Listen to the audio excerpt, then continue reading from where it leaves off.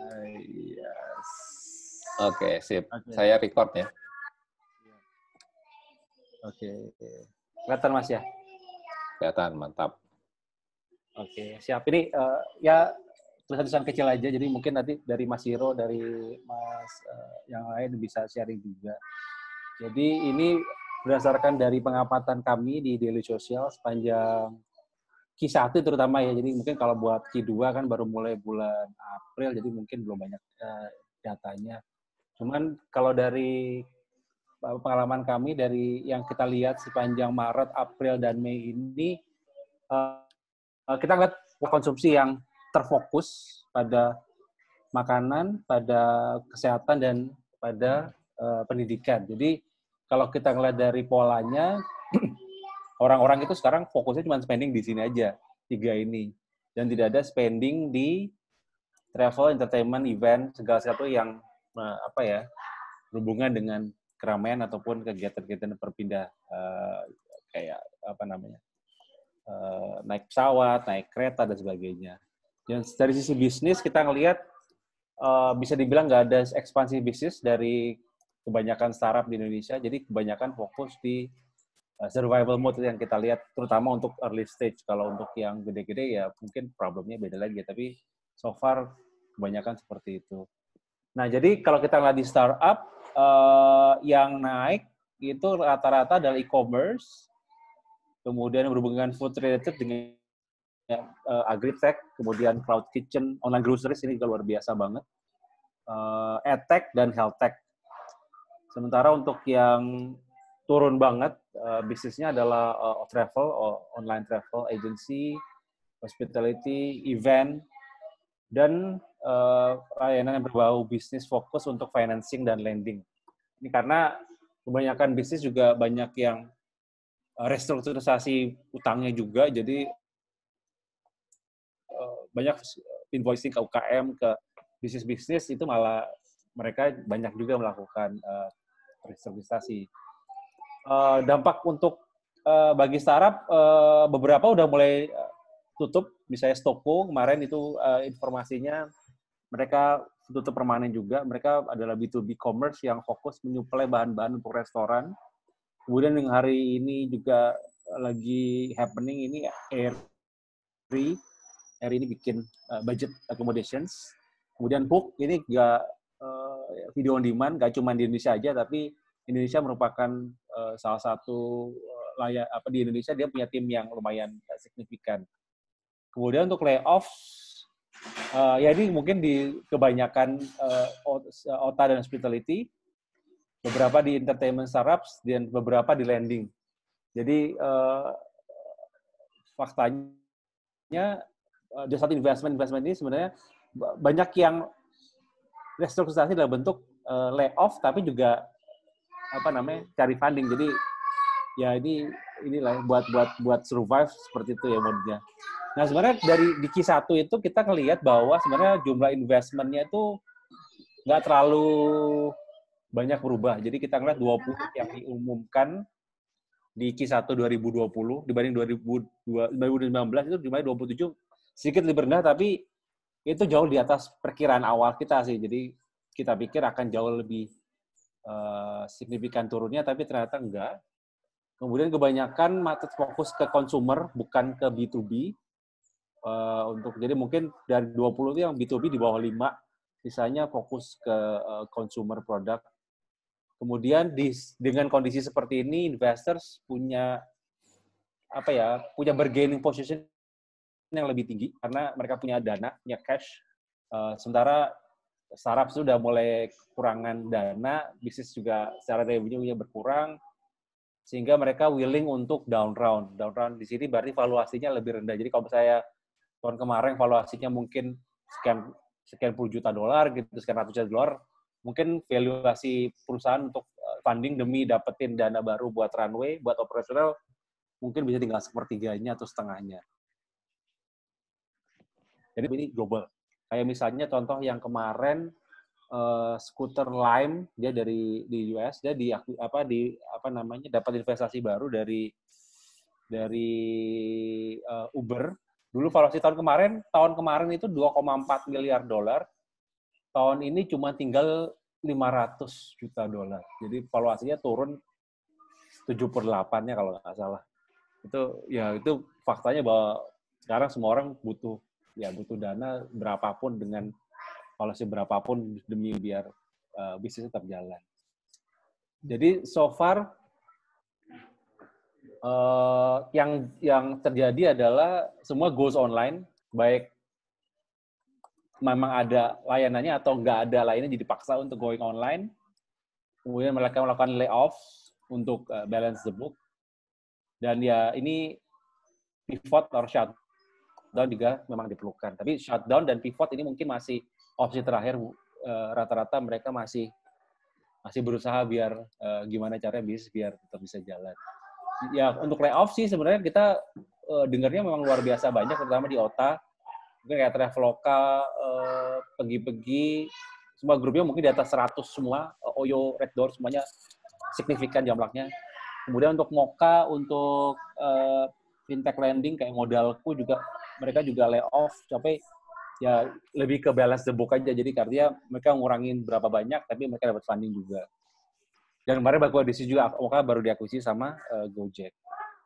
Nah, jadi sebenarnya sih isu utama memang kita nggak punya clear outlook 6 bulan ke depan tuh kayak gimana. Jadi semua orang in survival mode, termasuk ya possibility untuk to be acquired or invested di harga yang jauh lebih murah atau bahkan mungkin menutup perusahaan. Kalau dari cara umum gambarannya seperti ini sih Mas dan Mbak sekalian, dari sisi saraf sebenarnya ya kondisinya nggak jauh beda dengan bisnis-bisnis konvensional lainnya, cuman memang dari sisi kita ngelihatnya ada keunggulan tertentu di startup yang berbau e-commerce, berhubungan dengan makanan, groceries, edtech, dan health tech. Sisanya, ya, wassalam lah. Itu sih kira-kira dari, ya silakan Mas. Kalau boleh nambahin dikit sih, sebetulnya nanti ada beberapa poin sih sebetulnya ya, yang bisa, yang mungkin akan jadi new normal. Yang pertama yang pasti transformasi teknologi itu di-accelerate in the last 2 to 3 months.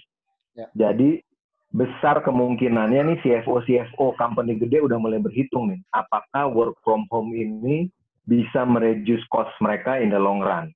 Impact-nya apa? Impact-nya kemungkinan nanti bisnis properti di CBD juga jadi lebih kecil dia ininya. Mereka nyewa lahannya juga jadi lebih kecil karena mungkin mereka mikirnya dengan WFH ternyata bisa nurunin fixed cost.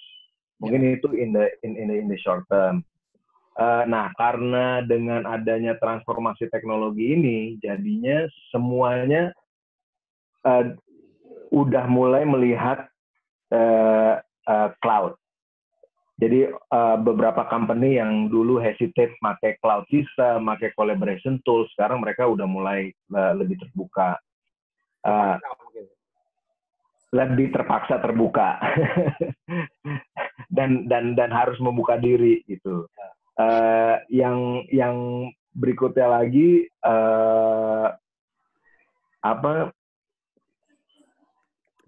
harus bisa diantisipasi juga, akan terjadi in the first 3 to 6 months akan terjadi oversupply tech team. Jadi kan sekarang karena banyak layoff apa segala macam gitu, jadi mungkin nanti akan ada equilibrium baru di gaji para developer.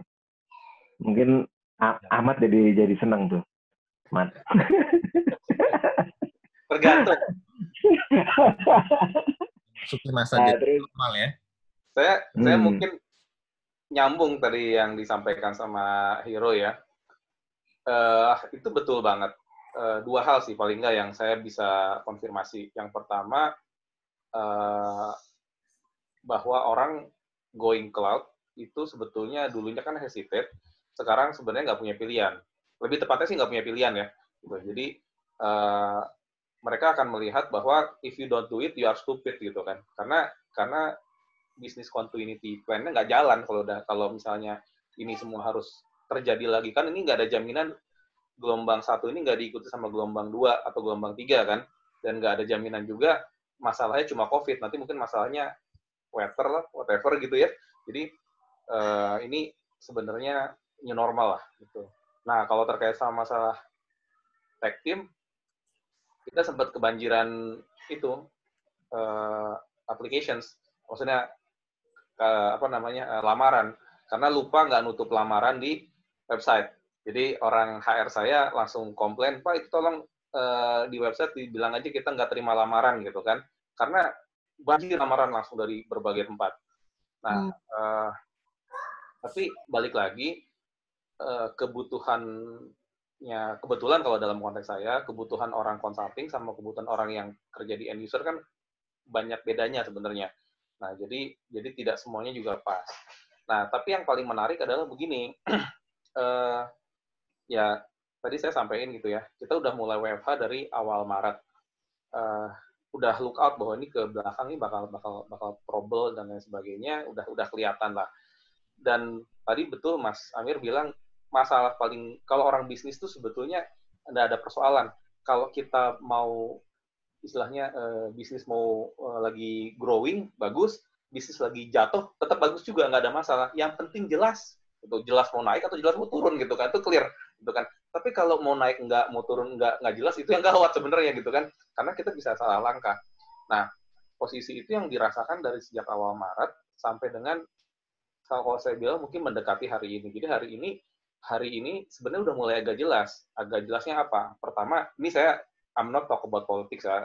Saya nggak senang ngomong itu. Tapi ada kejelasan bahwa pemerintah emang will do nothing about this gitu kan. Itu udah clear ya, bahwa akan dibiarkan aja situasinya seperti ini gitu ya. Sehingga kalau dulu kita ada pertanyaan kan, kita pemerintah mau lockdown, mau keluar duit kah atau enggak kah? Kalau sekarang kan udah clear, nggak akan keluar duit, akan dibiarkan apa adanya. Oke, jadi situasinya kalau kacau ya kacau, tapi kita tahu arahnya bakal ke sini. Udah, satu hal secara bisnis paling nggak ada kepastian bahwa the government will do nothing, oke, clear gitu kan. Yang kedua, orang-orang yang tadinya mau turun keluar atau enggak, itu juga kelihatannya mulai nggak sabar, dan akhirnya kalau saya kebetulan tinggal di Pancoran, itu macet kok, serius. Saya kan dari lantai 18, saya bisa lihat ke bawah, itu kalau sore, itu antrian dari Perdatang, itu masih sampai ke depan apartemen saya, gitu, masih penuh. Jadi artinya, orang sudah mulai beraktivitas meskipun kondisi kayak begini. Nah, situasi ini, saya dapat konfirmasi adalah, dari sisi IT ya, ini kita ngomong bisnis IT kan, surprisingly, dalam beberapa hari terakhir ini, saya hari ini baru close 2 kontrak. Jadi, orang kelihatannya udah nggak kuat nahan ini, akhirnya udahlah jalan aja, udah bodo teuing gitu kan. Nah, jadi, sepertinya orang akan mulai cuek sih kalau saya lihat. Saya nggak tahu ini kabar baik atau kabar buruk, sepertinya sih kabar buruk buat dunia kesehatan. Kebetulan kakak saya kan dokter, jadi di keluarga saya tuh ramai sekali masalah kesehatan ini, panik lah semuanya gitu ya, karena kan nyambung nyawa semua kan. Tapi di sisi bisnis sepertinya orang udah nggak tahan dan akhirnya menjalankan apa yang terjadilah. I don't know it's a good news or a bad news ya. In humanity I think it's a bad news, tapi in term of bisnis sebetulnya ada kepastian arah sih. Gitu ya. Iya sih. Nah, cuma yang kita masih ada ketidakpastian itu adalah dampak trickling effect-nya nih. Betul. Karena kan yang sekarang nih baru fase. Jadi maksudnya gini, sekarang pasti banyak perusahaan-perusahaan yang receivable-nya masih bagus.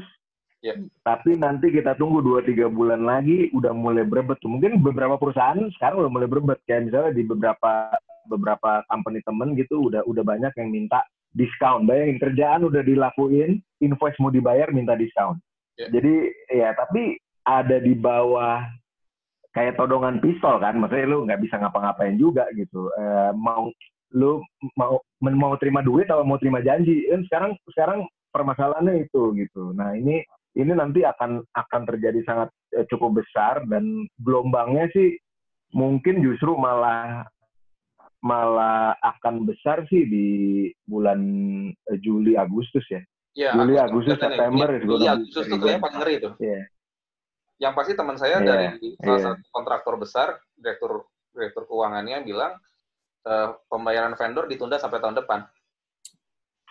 Iya. Ngeri banget itu.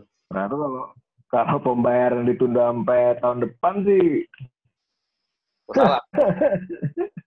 Akan di mana-mana udah. Jadi kayak perusahaan consulting gitu, jasa, kayak ada satu agensi gue gitu yang ini ya, kita terima duit aja daripada terima janji. Udahlah nggak apa-apa, potong 30%, potong berapa, 20-30% ya, ambil aja dulu duitnya.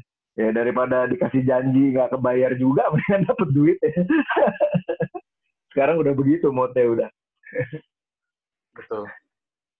Oke, dari Mbak Nita atau Mas Misal nih, selamat datang. Kalau mau komen, para pebisnis. Halo Mas. Lagi nih. Halo semua. Sehat. Aku malah pengen dengar dari perbankan. Loh Mas Michel kok nggak kelihatan mukanya? Itu bukannya sama mukanya? Enggak, di aku cuma 7 orang, kan ada 8 harusnya. Next. Iya, dia udah semakin tipis rambutnya Mbak Nita, jadi agak. Oh iya, you're non video ya. Tadi nongol loh. Tadi nongol, cuman kalau ngeliat rambut kan sama Hiro takut ngeri lah. Hiro rambutnya masih tebal begitu, umur lebih tua gitu kan. Jadi minder. Nah, kalau Mas Pri emang mikir, gue jarang mikir. Kalau Mas Pri kan sesuai umur. Kalau Hiro itu kan kayaknya nggak kerja gitu, kalau rambutnya masih banyak begitu. Serumnya bagus, serumnya. Bagi dong. Japri ya nanti.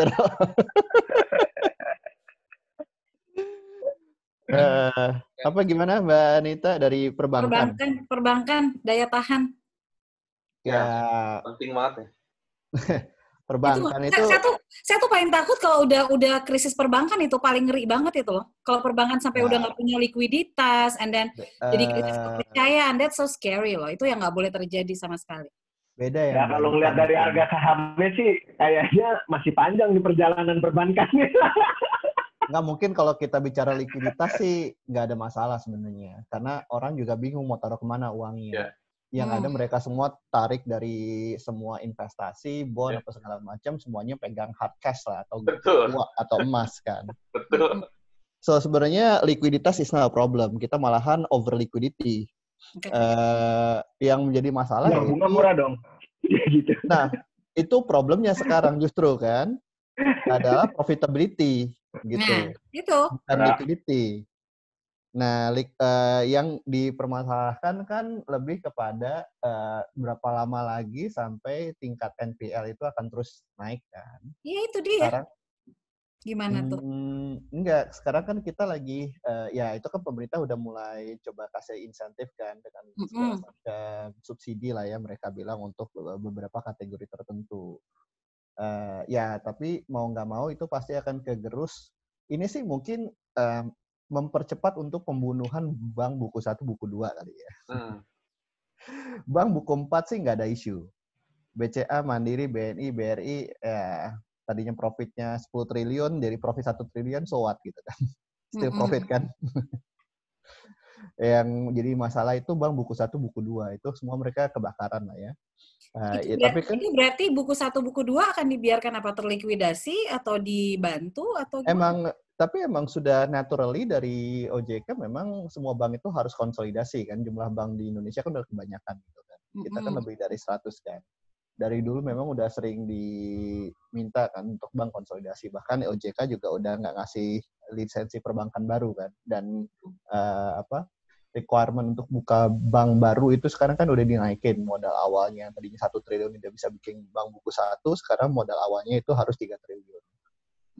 Jadi memang udah ya naturalnya buat OJK sih mungkin ini blessing in disguise ya. Mereka juga bisa ngelihat bank-bank itu bisa terkonsolidasi dan bisa lebih merger jadi satu. Karena kan dibilang di ASEAN kita mungkin bank terbanyak se-Indonesia kali. Gitu. Jadi kalau likuiditas sebenarnya nggak masalah ya so far ya. Kita juga ngelihat kan nggak ada rush ya. Dibilang dengan 98 ya itu beda lah ya. Itu kan juga kondisinya kan ya dari dolar 2.000 jadi dolar 20.000 itu perbedaannya gitu kan. Ini kan kita bicara dolar 14.000 jadi 16.000 gitu kan. Ya, tapi Bang tahan berapa lama dengan ya itu tadi kalau bisnis nggak jalan, portfolio banyak yang bisnis sih masih jalan, Mbak. Karena boleh dibilang bank itu kan sama kayak IT kali ya, essence necessity gitu. Ada yang kayaknya orang transfer kan nggak akan berhenti transfer kan. Jadi yang kalau namanya kayak kredit macet gitu? Kreditnya nggak macet, tapi direstrukturisasi. Oh gitu. Dan yang namanya direstruk jadinya NPL-nya tetap rendah, Wanita. Iya. Tapi Dan dulu NPL rendah karena dimainin sebenarnya. Nah, makanya saya bilang perbankan itu perbankan itu kan masalah aturan ya, masalah formula kesepakatan bersama gitu kan. Kalau dulu restrukturisasi itu nambah kolektabilitas, itu nambah NPL. Orang yang minta restru itu dia akan dianggap sebagai kolek 3. Walaupun dia tadinya kolek 1 jadi kolek 3. Sekarang semua yang restru kolek 1 tetap. Ya itu kan masalah kesepakatan dengan OJK gitu kan. Berarti berita bagus buat CFO ya, Manita ya. Tapi gue deg-degan gila. Karena aku sebagai company yang tidak punya utang dan cuma placement, takut deh. Takut banget, takut duitnya hilang. Sebenarnya kalau duit itu nggak akan hilang, itu udah pasti sih Mbak Nita. Cuma sekarang gitu ya? Berapa lama operating cost Mbak Nita gitu kan bisa ditutupi dengan revenue yang semakin nurun kan.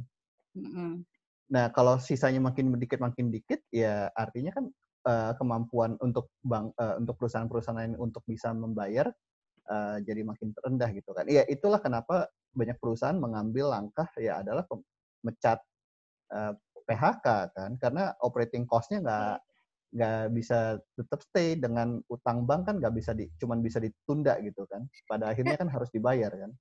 Aku tadi telat ya talking about PHK. Di tempat kalian udah ada PHK di kantor masing-masing? Di saya alhamdulillah enggak sih. Alhamdulillah belum ada, Mbak. Alhamdulillah belum ada. Tapi ya karena kita orang IT semua kali ya. Jadi belum enggak terlalu ini. Perusahaan IT yang tutup juga banyak. Oh iya sih ya. FNB sih udah kena gitu kan. Kayak Ismaya Group juga dia mereka Boga Group udah kena, Boga Group udah parah. Mereka 80% di mall soalnya outletnya. Iya. Properti bisnis itu hancur, mall-mall itu hancur. Mereka kan tenannya juga udah pada nggak mau bayar kan. Ya itulah semuanya sekarang kan masalah siapa saling bantu apa gitu kan. Berarti kayak perbankan yang banyak exposure di properti, ngeri dong. Ya, pasti. Ngeri itu. Tapi ya ini namanya portfolio balancing. Sebenarnya kan dari zaman dulu kan kita nggak pernah yang namanya put everything in the same basket itu udah jadi aturan lah ya. Ada industri yang diuntungkan, ada industri yang dirugikan gitu kan ya. Subsidi silang lah dari situ. Kalau gitu aku mau melirik ke Maybank Syariah deh. Alhamdulillah. Mau digedein. Insyaallah ya. Coba dong sini Mbak Nita tambah lagi lah. Placementnya Maybank Syariah sekarang. Gue Maybank Syariah dua-duanya punya gue. Buka puasa bersamanya aja kalau gitu. Dua-duanya KPI gue, Ro. Oh, oke. Maybank kebetulan itu bukan kita udah ada relationship sama Maybank Syariah. Alhamdulillah. Maybank Syariah bukan baru dibeli ya? Enggak,